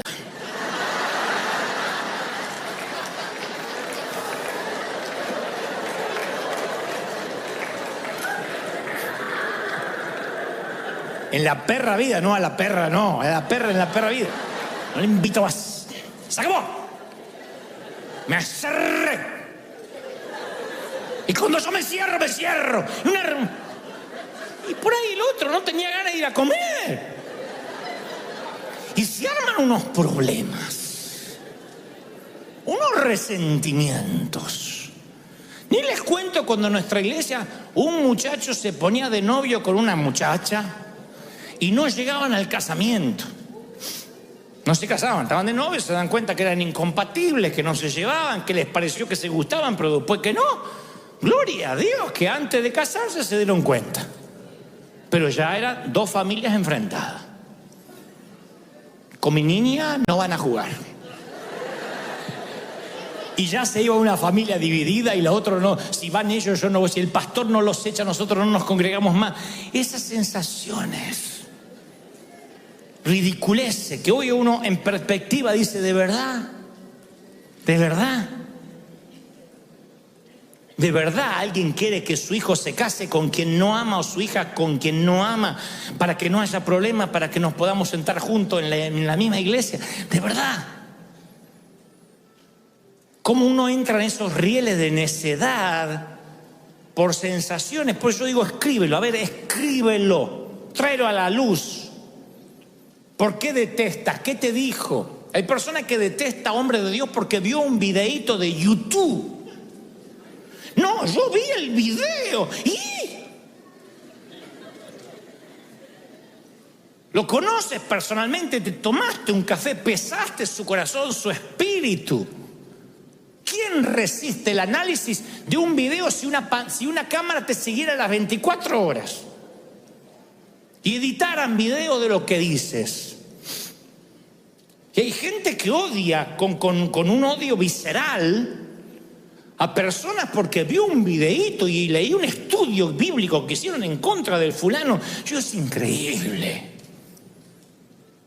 Porque nada merece tu odio ni tu resentimiento si mínimamente no tuviste una confrontación seria, algo que está irremediablemente roto, que no se puede resolver, que no hay posibilidad de perdón. Por eso digo, piénsalo, luego escríbelo. El tercer consejo, no tengo base bíblica para esto, pero es terapéutico, resulta, porque yo creo que no hay solución psicológica a los problemas espirituales. Pero eso siempre digo, cuando un día estás muy enojado por algo, nada mejor para las emociones fuerte, para quitar el filo del enojo reciente, nada mejor que una válvula de escape como el caminar. ¿Ustedes dirán caminar? Sí. Salir de tu entorno. Cuando estás viendo que hay resentimiento, que se está gestando, sal a caminar. Si tienes cuentas con recursos, vete a pasear más lejos. Si tienes un automóvil, sube al auto y vete a dar vueltas sin sentido. Ustedes dirán, ¿de dónde sacaste eso? Abraham está metido en la tienda diciendo, no puedo tener hijo, estoy mal, estoy deprimido. Y Dios le dice, sal de la tienda, fuera. ¿Por qué Dios no le habla dentro de la tienda? Sal de la tienda y cuenta las estrellas y las puedes contar. Bueno, así, cabezón, serán tus hijos. Pero Abraham está en la lona, ve lona arriba, ve lona acá, está en la lona, está knockout, no ve nada. Dios le dice a Elías, vamos, vístete, cíñete, sal de la cueva, que largo camino te resta. Mi consejo cuando hay resentimiento, no te quedes hecho un ovillito tirado en el sillón mirando la Casa de Papel, porque no te resuelve nada. No resuelve eso las cosas. Cuando ves que hay un sentimiento que está creciendo, tienes que salir, despejar la mente. Háblame, Señor. Cantar, mirar los árboles, no sé, parece una bobería, pero es algo que el Señor le pedía a sus profetas. Muévete, sal, quiero hablar contigo. Corre, transpira esas emociones. Que vaya saliendo el rencor así mientras caminas. Después de 20 minutos quemas grasa, después de media hora quemas rencor.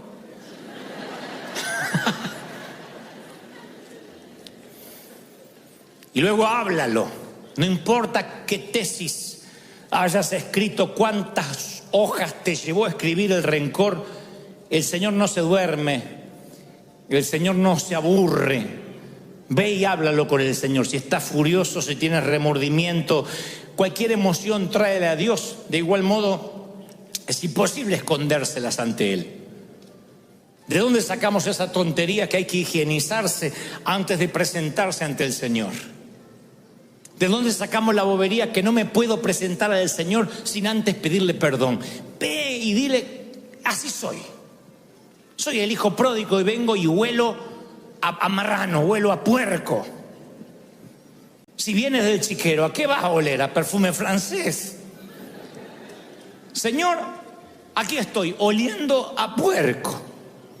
Recuerden que el abrazo que el padre le da al hijo pródigo se lo da cuando todavía huele a puerco, después lo manda a bañar. No dijo, primero te bañas, no te acercas a Satana. No le dijo eso, le dio un abrazo con olor a puerco y después lo mandó a bañar. El Señor te va a limpiar, pero te va a dar un abrazo como estés. Entonces ve ante Él y dile, Señor, aquí estoy oliendo a chiquero, a estiércol de resentimiento. ¿Me ayudas o me ayudas? Porque soy tu hijo y tú me dijiste que vas a ser fiel y me vas a ayudar. ¿Lo crees? 2 misioneros atravesaban las junglas de Birmania. Un nativo, misionero nativo y uno que era novato. Y de pronto se meten en un lago hasta el cuello, un lago muy sucio. Y cuando salen del otro lado, uno de ellos, el novato, estaba repleto de sanguijuelas. Esos gusanos que se pegan y se meten en la piel. Tenía todo el torso, los brazos, las piernas, y se las empezó a arrancar. Y le dice el misionero, no. Si usted se las arranca repentinamente, parte del gusano, del insecto va a quedar allí y se le va a infectar.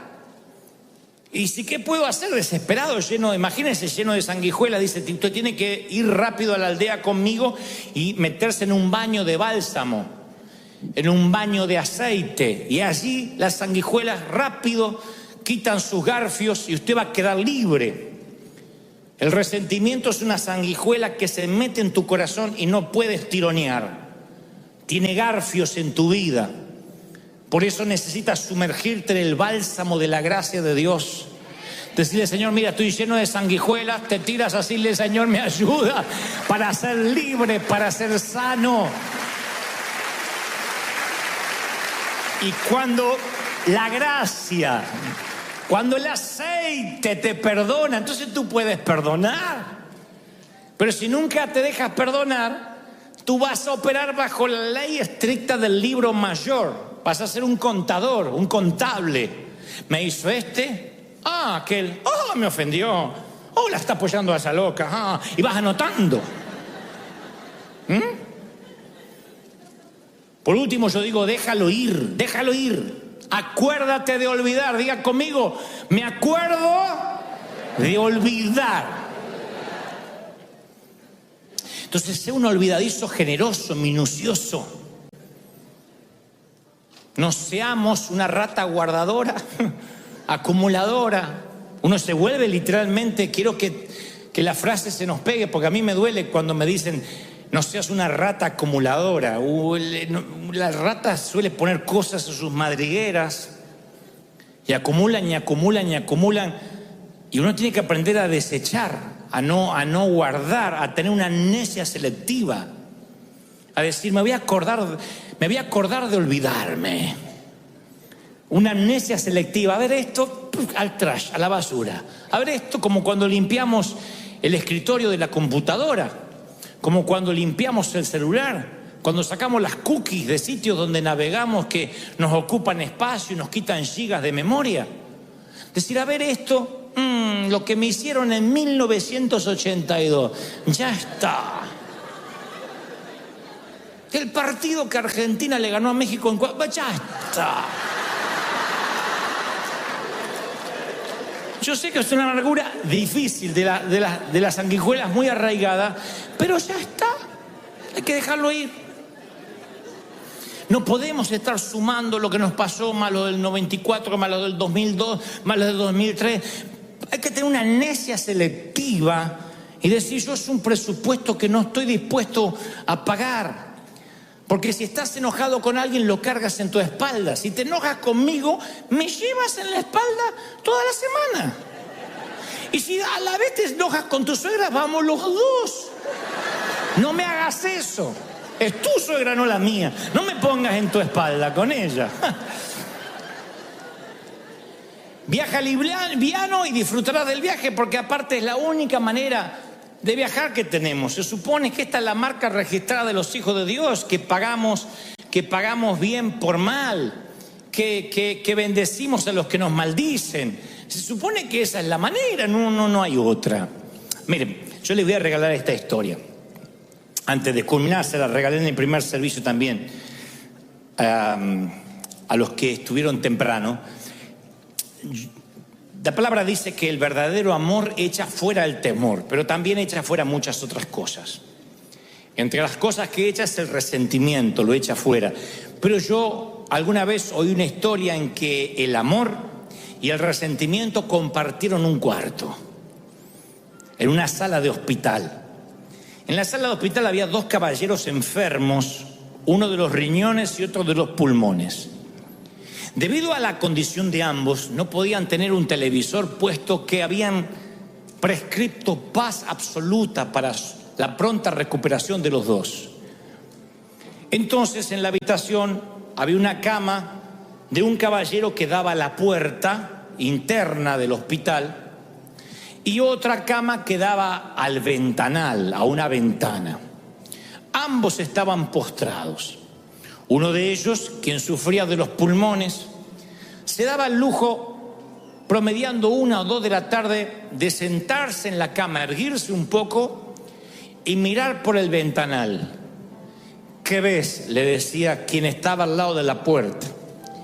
Y el que estaba al lado del ventanal le empezaba a contar cosas como: bueno, son las 2 de la tarde y veo a la pareja de siempre que llegan al banco de la plaza.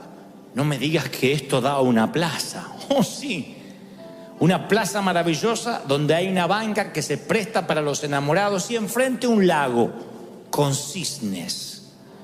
No sabía que había cisnes por esta zona. No los hay. Pero cuando hay un lago tan acogedor, los cisnes hacen un sitio permanente para ellos. Y patos. ¿Qué más? Deberías ver los niños que llegan promediando las 3:15 de la tarde cuando salen de su colegio y empiezan a corretear. Y también las vecinas que cuentan los chismes del día. Algunas señoras son muy bonitas, por cierto. Y cuéntame más, si cada día quien miraba la ventana le contaba a quien estaba del lado de la puerta el mundo que se abría detrás de las cortinas. Pero una semillita de enojo entró en el que estaba del lado de la puerta, porque en cierto momento pensó, luego de varios días: ¿y por qué no me tocó a mí del lado de la ventana?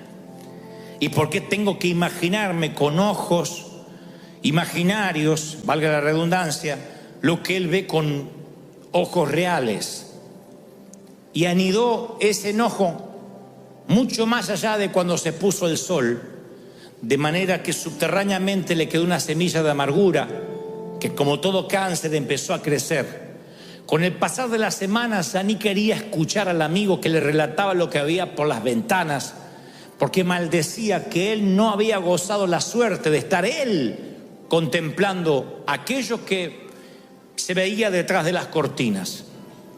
Su enojo hizo que tuviera un bajón anímico y los médicos notan de que sorprendentemente empieza a empeorar, que sus niveles de toxinas crecen, su glucosa empieza a variar, no entienden tal desmejoría, pero está tan amargado porque no puede ver por la ventana que empieza a ponerse grave. Pero lo que sucede después es más sorprendente. Una de las noches, el compañero que suele estar al lado de la ventana tose sin parar, se ahoga, llegan los paramédicos, lo llevan a cuidados intensivos y nunca más vuelve. falleció.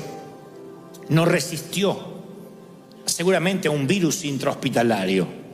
Y ahora el caballero que está al lado de la puerta pide si es posible que a él lo trasladen a donde estaba su amigo o su ocasional compañero de cuarto, ya que no va a volver.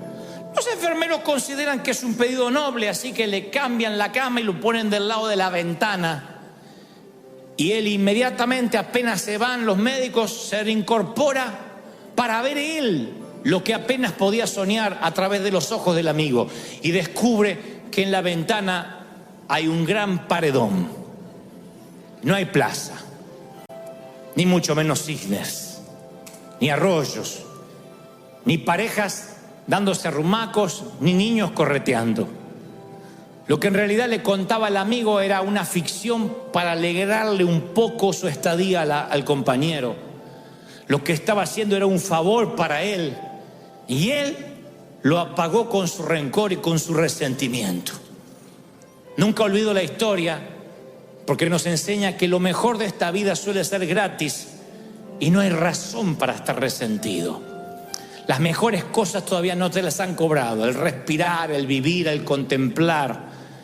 Y a veces, por mirar la estatua de alguien más, en lugar de ser un campeón y volver a competir, nos volvemos en un cincelador barato.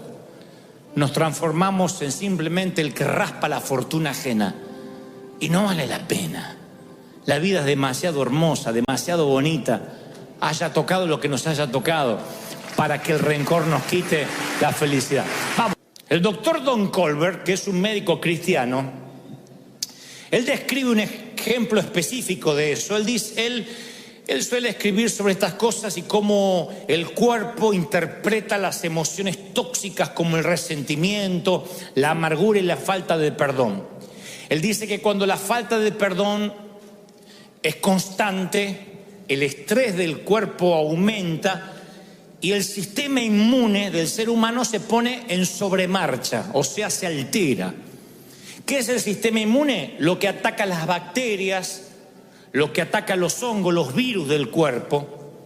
Pero cuando el sistema inmune está bajo mucho estrés, todo tu cuerpo está bajo mucho estrés, empieza a atacar las células sanas, lo cual produce enfermedades de autoinmunes inflamatorias, artritis, lupus. Y entonces él cuenta una mujer de mediana edad que llega toda medio encorvada con la esperanza de encontrar alivio a un leve dolor que ella le asignaba la artritis. Y Colbert le dice: mire, le voy a prescribir un antiinflamatorio y luego la voy a enviar a hacer un análisis de sangre a ver si es algo más grave. Efectivamente era más grave, tenía artritis reumatoidea. O sea, una artritis que empieza a avanzar sin piedad y termina por deformarle todo el cuerpo. Obviamente la remitieron a un reumatólogo para un tratamiento, pero el médico no se quedó ahí. Dice: es raro que una mujer tan joven sufra de esto, ni siquiera hay antecedentes en su código genético. Así que la envía a llamar de vuelta y le dice: ¿qué le preocupa? Si había alguna situación estresante, además de lo que le estaba aconteciendo en sus huesos. Y ella dice: mire, yo no termino de salir de un divorcio muy doloroso. Don Colbert lo relata así, dice: cuando mencionó el nombre del ex marido, el semblante tierno cambió dramáticamente, fue Hulk.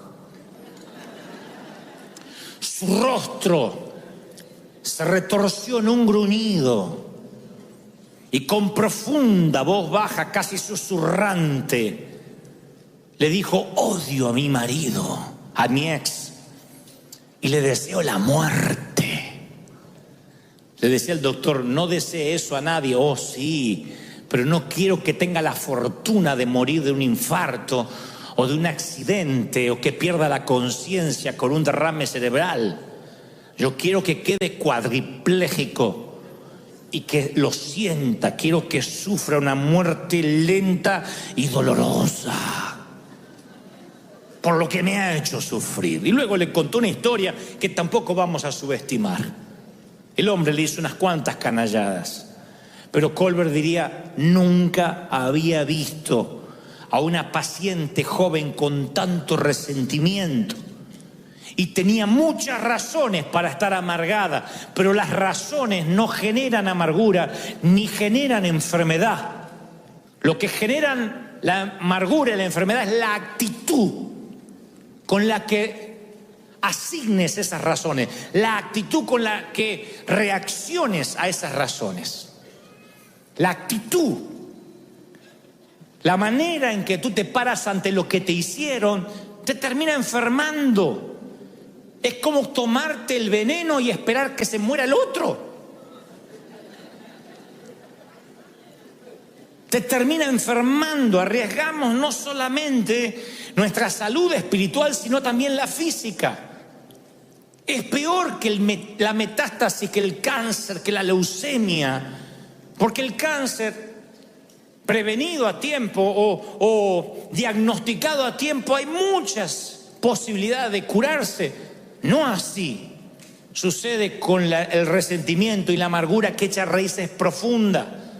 La metástasis de la falta de perdón echa raíces tan a raudales, se extiende a raudales y echa raíces tan hondas que no nos damos cuenta hasta que brota la raíz de amargura, hasta que brota la semilla, y ahí te arruina la relación con Dios y con los que te rodean. Empieza a tener el resentimiento vida propia, empieza a nutrirse de tu energía, de tu unción. Dale un aplauso al Señor, al Rey de Reyes. ¿Lo crees? Ponte de pie, ponte de pie.